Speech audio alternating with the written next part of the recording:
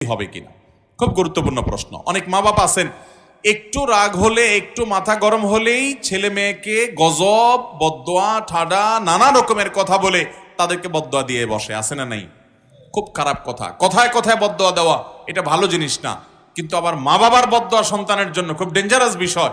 কিন্তু যদি অপাত্রে অন্যায়ভাবে বদদোয়া দেয়, সন্তান এই বদদোয়া পাওয়ার উপযুক্ত না, মা বাপ ভুল বুঝে বদদোয়া দিয়ে দিলেন। অনেক সময় দেখা যায় মা বাপ অন্যায় চাচ্ছেন, এই অন্যায় চাওয়া পূরণ না করার কারণে সন্তানকে উনি বদদোয়া দেওয়া শুরু করে দিলেন। এরকম উল্টাপাল্টা বদদোয়া যদি দেন, ইনশাআল্লাহ এর কারণে সন্তানের ক্ষতি হবে।